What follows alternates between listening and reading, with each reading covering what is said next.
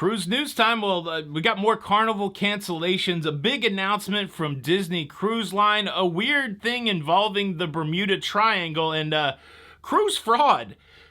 As we needed more complexity to the cruise restart, now a little bit of cruise fraud. Cruise news. Let's talk about it.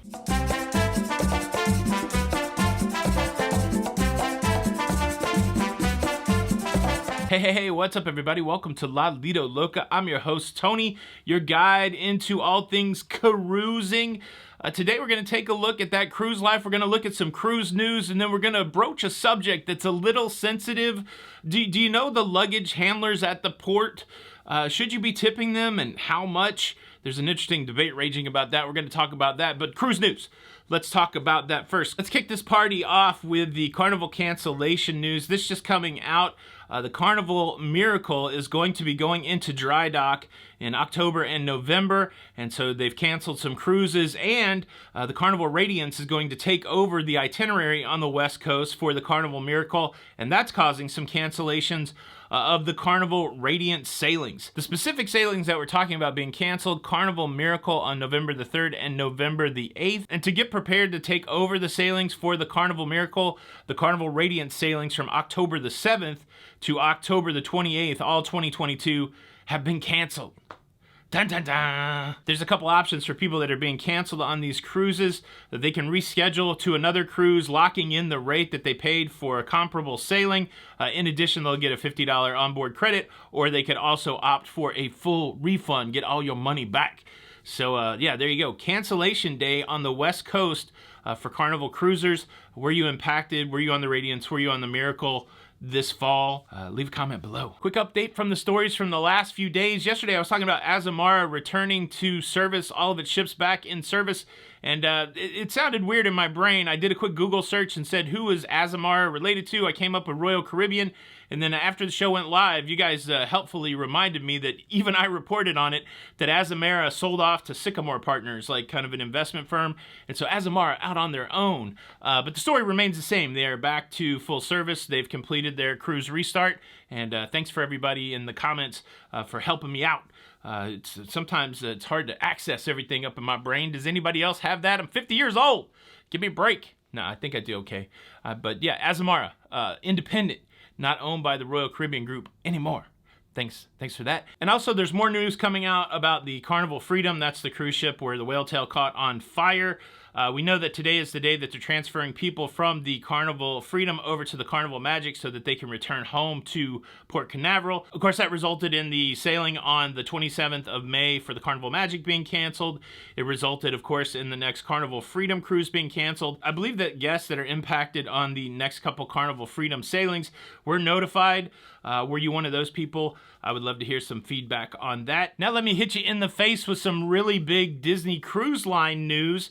Port Canaveral has approved the festivities, the celebratory festivities around the first appearance in Port Canaveral of the Disney Wish, Disney's newest cruise ship. There's a lot of hyped Disney excitement about this new cruise ship, and now the date has been set for when she will arrive in Port Canaveral, so it's a save the date kind of situation. Make a plan, go to Port Canaveral. I don't know if I'm going to go over there or not. It was certainly cool when we went over and saw the Mardi Gras come in, but you got to be over there between 4 and 7 a.m. on June the 20th, and you'll be able to see the Disney Wish make its way past Jetty Park, make its way into Port Canaveral.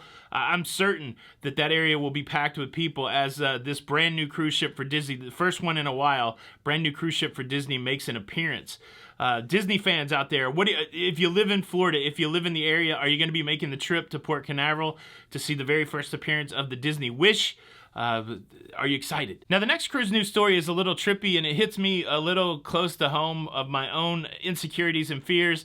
And so before I reveal my soul, as it were, let me first quickly invite you to subscribe. How about that? I'll bare my soul if you hit the subscribe button. If you like staying up to date with everything that's going on in cruising, if you like staying up with what's going on in that cruise life, please consider subscribing, being a part of the locafam, part of this community. Yeah, that's pretty cool. the friendships that have come out of this community. I'm sorry, I squirreled there for a second, just thinking about when I say community, and I know the people that have come together. Be a part of the community, be a part of the locafam. Subscribe, notification bell on. It doesn't cost anything. You stay up to date with all these shows. I'm going to get sidetracked. Thank you in advance. All right, ever since I was a wee child, there used to be shows on HBO. When I was a kid, cable just became a thing, and you only got a few channels, and I remember my parents, they paid for HBO, and there would be all these weird documentaries on there about mystery things. Like, I believe there was one show, of course there was the Man Who Saw Tomorrow, right? That's the famous, Nostradamus video that, I still dream about. But there would also be these unsolved mystery videos, and I think it was all in the same video where they talked about Amelia Earhart and D.B. Cooper, and they also talked about the Bermuda Triangle. Now, the Bermuda Triangle is, of course, over there near the island of Bermuda that is notorious for ships and airplanes going missing over the years. So notorious that there's a superstition that is built up around it. And so now, playing off of those baked-in ideas and superstitions about the Bermuda, they also call it the Devil's Triangle. The Bermuda Triangle, there's a US-based company that's going to be hosting cruise activities on the NCL Prima, and they're calling it the Ancient Mysteries Cruise. Ooh, the Ancient Mysteries Cruise. And one of the activities of the Ancient Mystery Cruise, they're going to put you on a glass-bottom boat and take you out into the middle of the Bermuda Triangle and see what happens. You're going to get taken by an alien. That's what I think is going to happen. No, but the funny thing is, they know, again, like the whole marketing is based around this idea of the superstition. They're offering a money-back guarantee. Like they're saying in their marketing, while we don't think anybody will disappear in the Bermuda Triangle, if you do disappear, you will receive a full refund. I don't know if that's enticing enough. Now I'm tempted to do this. Wouldn't that be a good video if I went to the Bermuda Triangle? It's an interesting story. What do you think? Do you have any weird superstitions from your childhood or anything that resonates like that? Like, were you afraid to swim in the ocean after you saw Jaws when you were 6 years old? I had that happen too. But yeah, Bermuda Triangle. Would you go on that? I would go on that cruise. I'm not that superstitious, but it does resonate in my mind. And heck, you get a money back guarantee. What are you gonna do? That's pretty exciting. Okay, one more big cruise news story, and then we're going to talk about whether you should tip the porters, the people handling the luggage at the cruise port. The last story is a little bit of a story about cruise fraud and how if you mess around, you'll find out. There's another popular saying that uses a little more adult language than that. Mess around and find out. This is a story about an Alabama woman who sought to use Carnival Cruise Line as the catalyst for her fraudulently getting some money from an insurance company. Look, everybody's got challenges in their lives, but I really believe that life has a way of dealing with people who break the rules. And this lady, she was whatever in Alabama. She's looking at her circumstance. She's like, wow, the pandemic's raging. Cruises are being canceled. You know what I should do? I should file a fraudulent insurance claim. And she did that. She filed a fraudulent insurance claim saying that she was booked on a Carnival cruise. The cruise got canceled and she did not get her money back. And she was able to get $2,400 from this insurance company. And then, as insurance companies do, hello, anybody considering committing insurance fraud, is they look into stuff. And they were able to ascertain that this lady had fraudulently filed a claim, that she did not have the documentation to support that she had booked a Carnival cruise. And when push comes to shove, well, she done got in trouble because she did not have a Carnival cruise book. She's been charged with insurance fraud and forgery, and now her life will be taking a different trajectory all over the goal of getting $2,400. Look, times are tough. I get it. But man, ill-gotten gain often does not pay off. That's as philosophical as I'm going to get. Man, what's your number? Do you have a number? Like, is there some point where you become a criminal? I don't think my number is $2,400. All right, let's talk about this hotbed issue that's making the rounds on the internet. Should you or should you not tip the porters that work at the port, the guys that handle your luggage? Now, there's two schools of thought on this. I always tip the porters. I tip $5 a bag. I've mentioned that before, and some people went, that's crazy. These people make $1.2 million a year as longshore workers. Why are you giving them $5 a bag? Nobody ever says 1.2 million, but people do say numbers like, I think they make $70,000 a year. I think they make $45,000 a year. These are dock workers who are getting a salary. Should we be supplementing their salary with a tip? Now, the cruising convention, the cruise etiquette is that you do tip those people. That is fairly standard practice, and you tip them whatever you feel like tipping them per bag. I just choose $5. Look, you're never going to get in trouble for being generous. So remember, money that you hold on so tightly that you're afraid to let go will never multiply. An open hand receives much better than a closed fist. And so, $2 versus $5, don't hold on to those $3 so tightly that you block off the ability for more money to flow to you, because generosity tends to do that. Never be ashamed for being generous. So for the people that call me crazy for giving $5 instead of $2, I'm working a whole philosophy here. You should try it. Open up that hand, get some receiving into that hand, and don't hold on to everything so tightly like a fist, and you'll be surprised how much more comes your way.